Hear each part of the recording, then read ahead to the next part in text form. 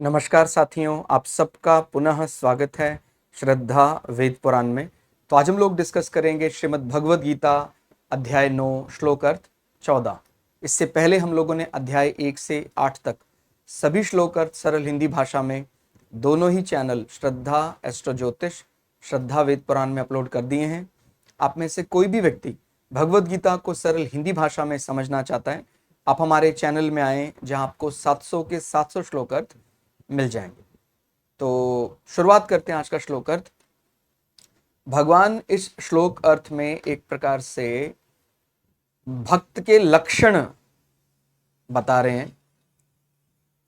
जैसे हम नई नई भक्ति या ईश्वर मार्ग पर चलना शुरू करते हैं तो बड़ी जल्दी उतावले हो जाते हैं कि भाई भगवान क्यों प्रसन्न नहीं हो रहा है या भगवान कोई चमत्कार क्यों नहीं दिखा रहा है। माने जो नए नए व्यक्ति अभी पहले वो पूरी तरह सांसारिक मार्ग पर चले और किसी दिन उसको ये बात समझ में आ जाती है, तो वो उसको समझना चाहिए कि हमने कितना लंबा जीवन बिना ईश्वर सत्ता के माने जिया, और अगर अब हमें ईश्वर के प्रति हमारा विश्वास जागा है तो बहुत अच्छी बात है, लेकिन इसमें क्या क्या गुण होने चाहिए। ऐसा नहीं कि भाई तुरंत आज मैं भगवान को मानने लगा और मेरे इतने लंबे जो पुराने कोई ऐसे बुरे कर्म हैं उसको संभलने में समय लगेगा, इसीलिए उतावले नहीं होना है। और जो बड़े लंबे समय से उस मार्ग पर चले जा रहे हैं, जिसका हर कर्म ही भगवान की भक्ति है, भगवान ने उसके लक्षण बताए, उससे अपने को सीखना है। मतलब ये वाक्य हम जैसे साधारण व्यक्ति को, जो अभी पूरी अनन्य भक्ति भाव से, जो अभी भगवान को नहीं भज रहा है, जिसके भक्ति भाव में भी क्या है, सांसारिक स्वार्थ छिपा हुआ है, तो उसको सीखना पड़ेगा पहले कि वास्तव में भक्ति क्या मेरे मन से बनाई हुई है या उसका कोई स्टैंडर्ड है, कुछ और वो स्टैंडर्ड है उसका। तो बहुत अच्छा 14वें श्लोक में बताया गया है, वे दृढ़ निश्चय वाले। ये तो बहुत बड़ा गुण है। सामान्यतः जैसे मैंने बताया कि भाई अगर मेरा भक्ति में दृढ़ निश्चय नहीं है, आज भगवान की भक्ति करी, अगर कल मेरे पैर को चोट लग गया तो मैं क्या बोलूंगा, भगवान भक्ति की थी, देखिए आप, इसकी मेरे पैर पे चोट लग गई। ये ऐसा विचार मन जब व्यक्ति रिलेट करता है, इसका मतलब अभी नया नया भक्त है।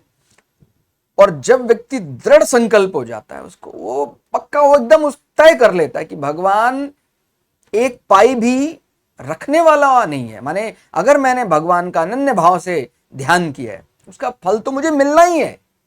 लेकिन जब नए नए मार्ग पर चलता है व्यक्ति, आदमी को लगता है देखो मैंने 2 दिन से भगवान आपकी भक्ति कर रहा हूं, मैं ऐसे कर रहा हूं, मैं अपने आप को बहुत बड़ा समझ रहा है। मतलब कि प्रभु देखो मैंने 1 हफ्ते से किसी पर क्रोध नहीं किया है, मैं 1 हफ्ते से। लेकिन ये कोई 1 हफ्ता नहीं है। जीवन आप मजेदार से पार जाना चाहते तो कोई 1 हफ्ता 1 साल नहीं, सदा रहने वाली ये तपस्या है। और इससे उबना या भागना नहीं है। ये तो जीवन जीने का तरीका ही वास्तव में इस प्रकार से होगा। तो किस प्रकार से जीवन जिया जाए, हम ऐसा भी कह सकते हैं।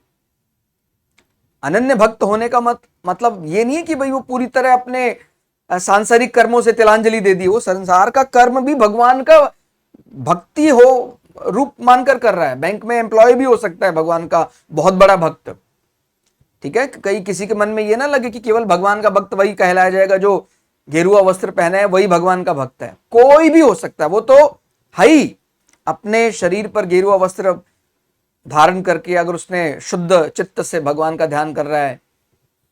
लेकिन इसके अलावा भी हो सकता है कोई सेना में सिपाही है, कोई सर्जन है, डॉक्टर, अलग अलग लाइन के लोग भी भगवान के अनन्य भक्त हो सकते हैं। तो इसलिए ये माने अनन्य भक्ति पर किसी का कॉपीराइट नहीं है कि भाई नहीं ये मेरा है। कोई भी करो और यही करना ही है, और कोई करने की चीज नहीं है। बाकी सब अज्ञान मार्ग के हैं, ये ज्ञान मार्ग है। भगवान ने जो प्रारब्ध से अपने को जो जीवन मिला, ठीक है। अभी मैं कोई सफाई कर्मचारी हूं, या मैं कोई अध्यापक बन गया, या मैं सैनिक बन गया, वो ठीक है। लेकिन उसी जीवन में रहते हुए मैं भगवान की अनन्य भक्ति करूं, तो मैं इस जन्म जन्मांतर के चक्कर से मुक्त हो सकता हूं। उसके लिए मुझे ये नहीं मैं अगले जन्म में देखा जाएगा, क्यों देखा जाएगा, अभी अभी तय किया जाएगा। तो वे दृढ़ निश्चय वाले, तो सबसे पहली जो शर्त है, निश्चय दृढ़ होना चाहिए एकदम चट्टान की तरह। वो आपको भक्ति अगर अपने अभी, जैसे मैं अगर आज शुरू करता हूं तो मुझे वो जरूर टटोलता है मेरा व्यवहार।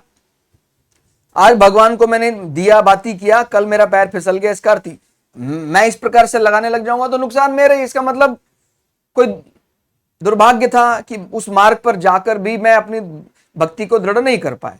और अगर मेरे मन में पक्का है कि चाहे पैर फिसले, टांग टूटे, प्रभु उसी मार्ग पर चलना है, एक प्रकार से जो पाप हैं उनका निराकरण भी तो करना है। भगवान के मार्ग पर आ गए तो जब निवृत्ति मिलने लग जाती तभी भी हमें कई बार हमारे मन में भ्रम आ जाता है कि अरे ये क्या हो रहा है। तो ये बात बहुत अच्छे से समझनी है, निश्चय एकदम दृढ़ होना चाहिए भगवान के भक्त का। वो चीज हमें सीखनी है अपने जीवन में, वे दृढ़ निश्चय, वो जल्दी जल्दी उतावले नहीं होते हैं।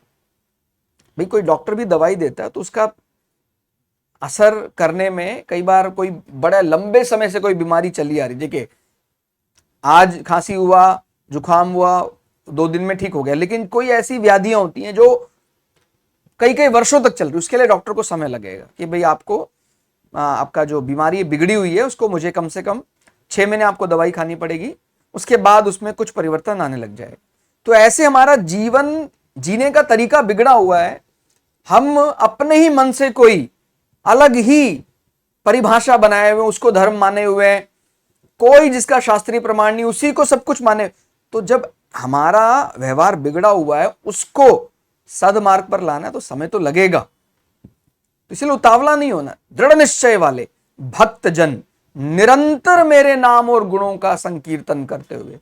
ये कोई ऐसा भगवान नाम कोई ऐसा नहीं कि अभी ले लिया फिर रुक गया, फिर भगवान जैसे क्या रहता है वही शुरुआत में जब उस अभ्यास को परिपक्व करने के लिए कि मैं त्रिकाल संध्या करूंगा, मैं 2 बार संध्या करूंगा, नहीं तो चलो ठीक है मैं एक ही बार भगवान की संध्या के लिए बैठूंगा, सूर्योदय जब हो रहा होगा उस समय में भगवान का नाम जप, माला जप करूंगा, जो अलग अलग गुरु मंत्र है वो जप करूंगा।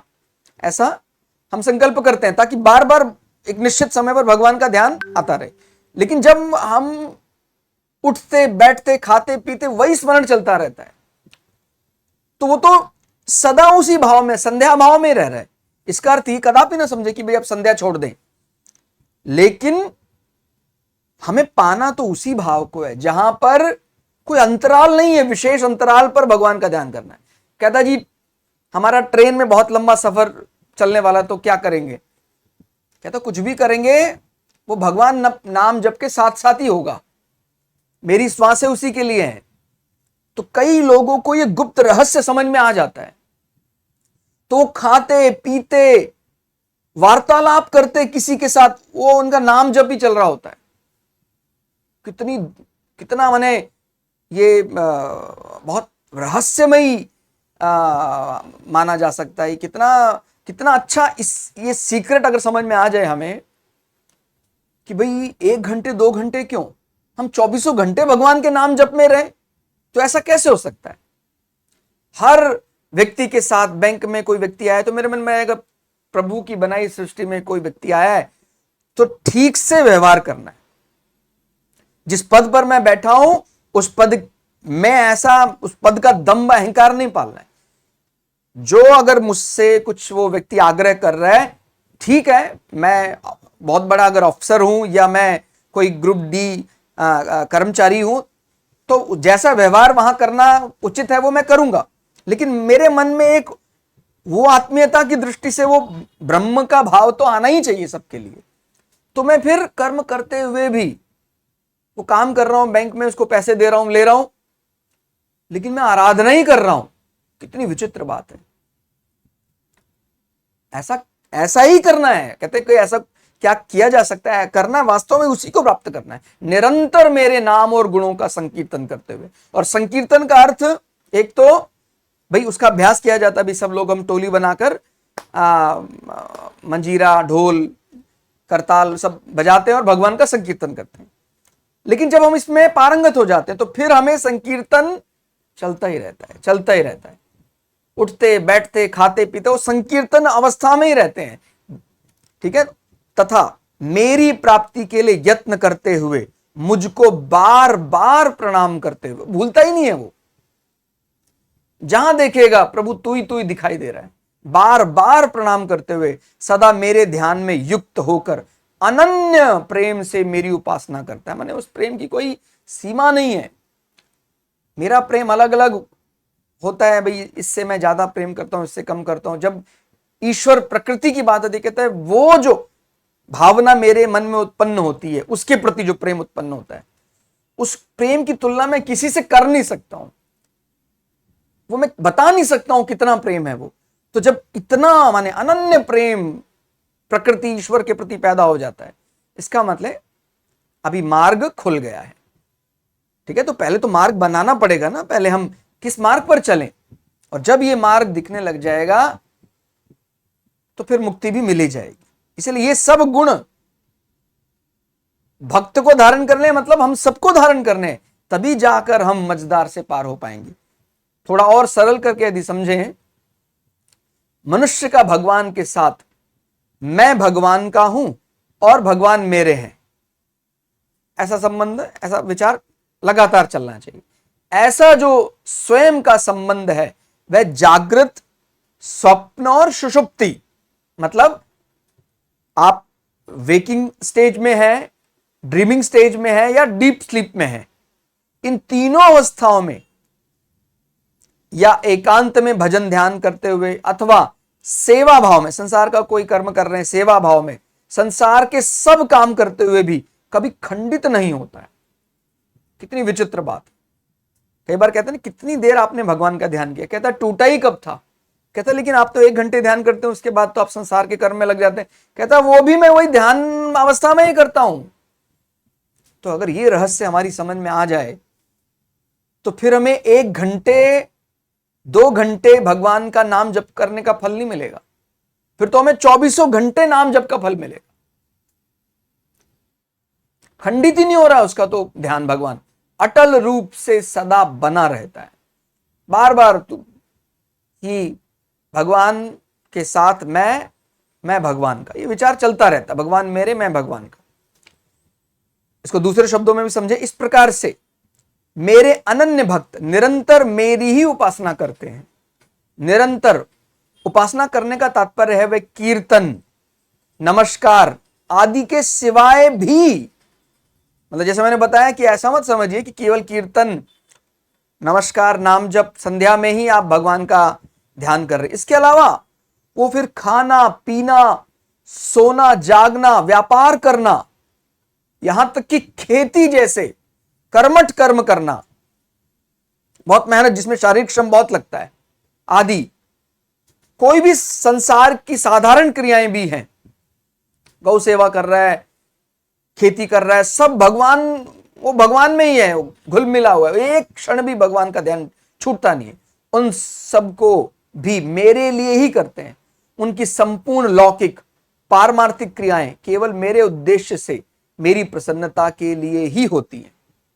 तो जब ये विचार मन में आ जाए कि प्रभु तेरा तुझको अर्पण क्या लागे मेरे, जैसे कई बार मेरे मन में, सबके मन में संकल्प आता है कि प्रभु अभी तो जिस प्रकार का अभी वातावरण है, प्रारब्ध से मुझे कुछ ऐसे कर्म मिले हैं, वो मुझे करने पड़ते हैं, व्यापार में लगा हुआ हूं, तो जब वृद्धावस्था आएगी तब मैं एकांतवास में आपका ध्यान करूंगा। अगर इस प्रकार का संकल्प लेते हैं तो कहीं ना कहीं हम ईश्वर की उस इच्छा के साथ हमारा विरोधाभास भी हो रहा है। क्यों ना इस प्रकार से मान लिया जाए, प्रभु आपकी इच्छा से जो मुझे परिस्थितियां प्राप्त हुई हैं, उसी परिस्थिति में मैं भगवान का कीर्तन करूंगा। अगर मुझे आप कहते हैं कीर्तन रूप देश की सेवा में, मैं देश के लिए किसी, मैंने अपने नागरिकों की रक्षा के लिए कहीं बंदूक ताने 10-10, 11-11 घंटे गन पॉइंट पर खड़ा रहता हूं, प्रभु मैं आपकी सेवा मानकर ही करूंगा और जरा भी शिकायत नहीं करूंगा। भक्त का मतलब तो यही है ना, प्रेम में शिकायत नहीं होती है, प्रेम में प्रेम होता है। जैसे भरत आए थे भगवान राम से पूछने, माने एक प्रकार से वो एक अपनी गलती स्वरूप मानकर कि प्रभु मेरे कारण आपको कष्ट हुआ, आप चलिए, वो राष्ट्र आपका है, आप राजा हैं, मैं आपका दास हूं, स्वीकार कीजिए। तो फिर राजा जनक ने मार्ग बताया कि भाई भगवान राम की जो इच्छा है वो आप करिए आप। तो भगवान राम ने कहा अगर वाकई मुझसे प्रेम करते हैं आप, तो आप मेरे कहने पर 14 बरस राजपाट संभालिए, आकर मैं ले लूंगा।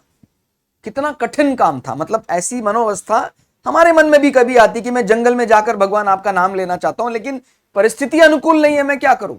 आधुनिक समाज में कितना ये, मेरी इच्छा तो थी एकदम एकांतवास में, एकदम जहां कोई ना रहता हो ऐसी जगह रहकर साधना करने की, लेकिन अब प्रारब्धवश मैं एकदम ऐसे जगह रहता हूं जहां पर दुनिया की सबसे अधिक जनसंख्या घनत्व है, मैं क्या करूं। तो अगर इस प्रकार की शिकायत करेंगे, माने हम, भगवान की इच्छा है वो तो दिख ही रही है ना, तो भगवान की जो इच्छा है उसको शिरोधार्य करना है। प्रभु इसी वातावरण में रहकर मैं आपका ध्यान करने वाला हूं।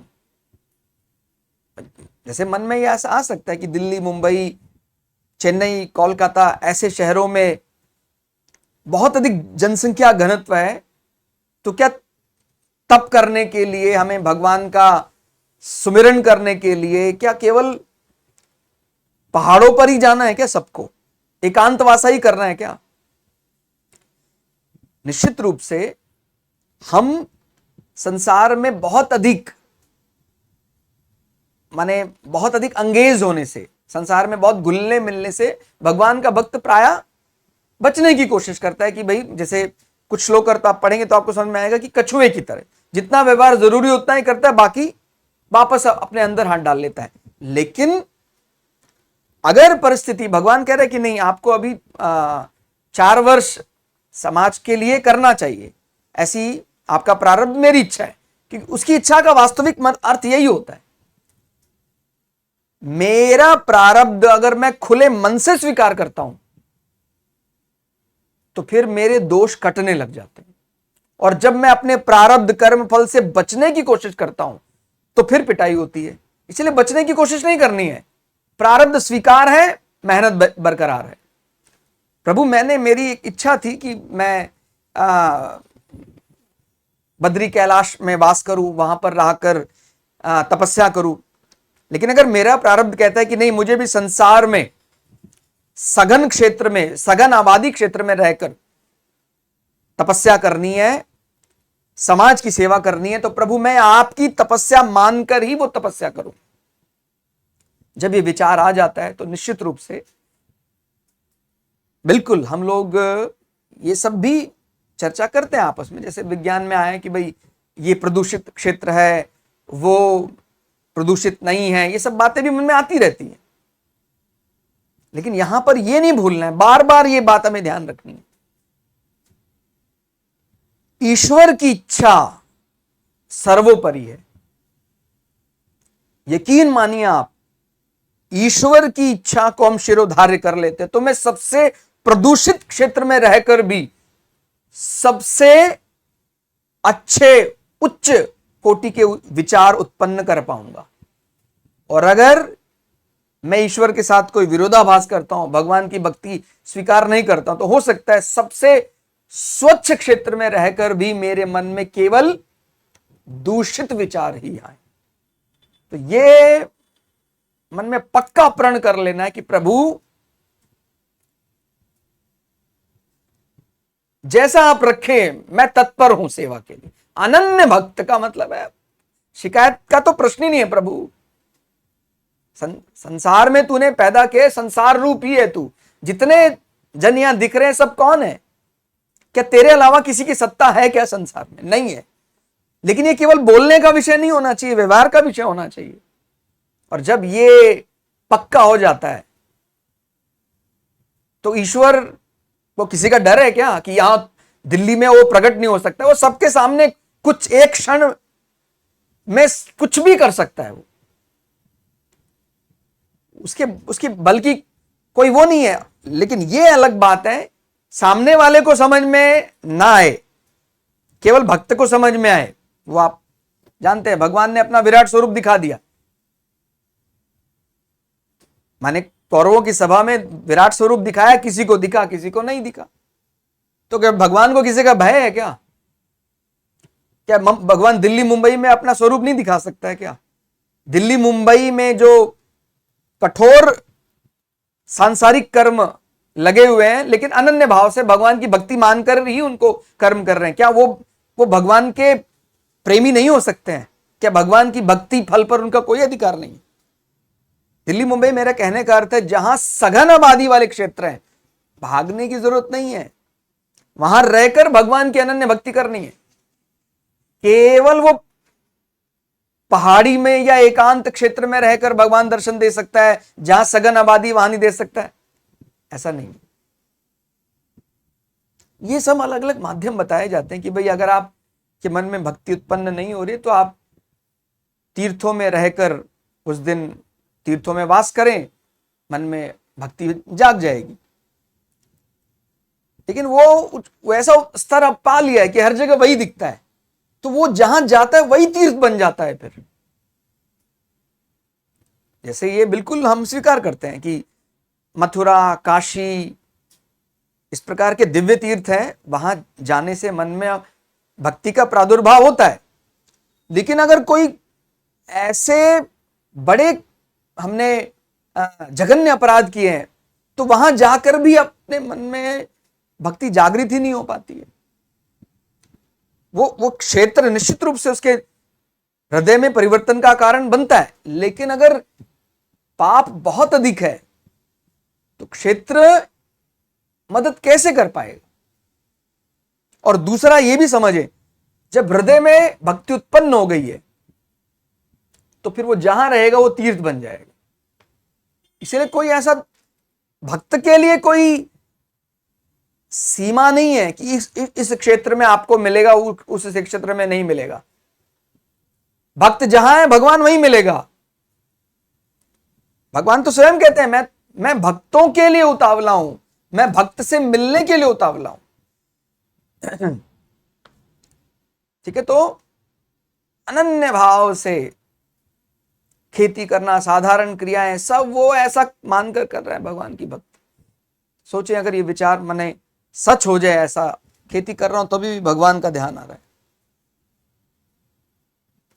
तो फिर हो गया बेड़ा पार। तो क्या मैं फिर अपने आप को मैं कह सकता हूं कि मैं केवल 2 घंटे पूजा करता हूं? नहीं, मैं तो 24 घंटे रात को सोते समय भी मैं उसी के ध्यान में रहता हूं। आगे, भगवान के सच्चे भक्त प्रेम पूर्वक कभी भगवान के नाम का संकीर्तन करते हैं, कभी नाम जप करते हैं, कभी पाठ करते हैं, कभी नित्य कर्म करते हैं, कभी भागवत संबंधी बातें सुनाते हैं, आदि आदि।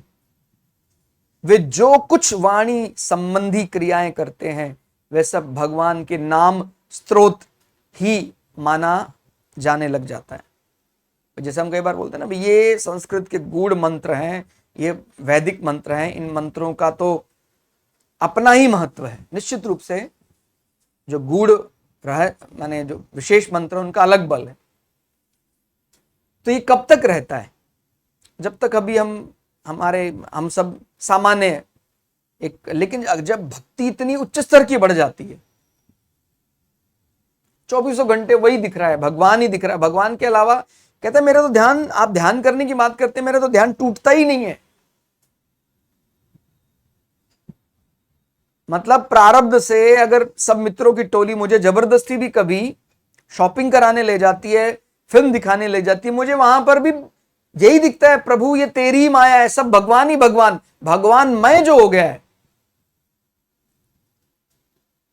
तो वो तो जो कीर्तन कर रहा है, नाम ले रहा है, कोई पाठ कर रहा है, साधारण वार्तालाप कर रहा है, वो तो भगवान के दिव्य मंत्रों से भगवान को प्रसन्न करता है। क्योंकि भगवान से वार्तालाप करने के लिए, ठीक है संस्कृत दिव्य भाषा है, लेकिन जब कोई भक्त पहले ही उस दिव्यता को प्राप्त हो चुका है तो मुझे नहीं लगता है फिर कोई भाषा विशेष अड़चन खड़ी कर सकती है। वो तो बिना कुछ बोले भी भगवान के साथ संवाद करने लग जाता है। तो ऐसी उच्च श्रेणी भक्ति में हमें हासिल करनी है सभी को। तो ये अपने ग्रहण करने की चीज, जैसे हमने 9वें अध्याय के कुछ श्लोक पढ़े थे, 8वें 9वें 10वें 11वें, कि क्या क्या चीजें बताई जा रही थी पहले की कैसा नहीं बनना है, फिर कैसे बताया गया 12 13 14 कि वैसा बनना चाहिए। तो अनन्य भक्त बनना है, और भक्ति कोई रुकने वाली चलने वाली क्रिया नहीं है, सदा चलने वाली है। और हमें दृढ़ निश्चयी बनना है। अब भक्ति आ गई है मन में तो फिर प्रारब्ध स्वीकार है। प्रभु कुछ भी प्रारब्ध है स्वीकार है। मन वचन वाणी से मैं ये प्रण लेता हूं प्रभु, जो भी प्रारब्ध है स्वीकार है, मेहनत बरकरार है। तो जब ये ऐसा वाक्य निकलने लग जाता है तो पाप कटना ही है। और जो लोग अपने ही मन से नहीं मैंने तो किया नहीं था, मैंने ये इतना दंड कैसे दे दिया, ये है वो, माने वो प्रूफ करने में लग जाता है, वो शास्त्र को भी गलत साबित करने में लग जाता है, गुरुओं को भी गलत साबित करने में, उसको तो दंड कई गुना मिलेगा। इसलिए ध्यान रखना है कि बहुत विनम्रता से ये बात स्वीकार करनी है, प्रभु प्रारब्ध स्वीकार करता हूं, क्योंकि तेरा जो कर्म सिद्धांत है वो अटल है, वो किसी के साथ कोई भेदभाव नहीं करता है। इसीलिए मैं सहर्ष अपना कर्म फल स्वीकार करता हूं। अगर मैंने कोई पुण्य किए हैं, मैंने कोई पाप किए हैं, मैं लेता हूं, और मैं उस अवस्था को प्राप्त करना चाहता हूं जहां पाप और पुण्य से मैं मुक्त हो जाऊं। हे प्रभु मुझ पर यही कृपा करें कि अब मैं जो आगे करूं वो ना पाप हो ना पुण्य हो। मैं पाप और पुण्य के इस झंझट से, या स्वर्ग और नरक के इस झंझट से निकलना चाहता हूं। मैं सम स्थिति को पाना चाहता हूं। तो आज के श्लोक अर्थ में फिलहाल इतना ही। श्लोक अर्थ आपको कैसा लगा कमेंट करके जरूर बताइएगा। मिलते हैं अगले श्लोक अर्थ के साथ। तब तक के लिए जय श्री भगु पराशरा, जय श्री शुक्राचार्य, नमस्कार।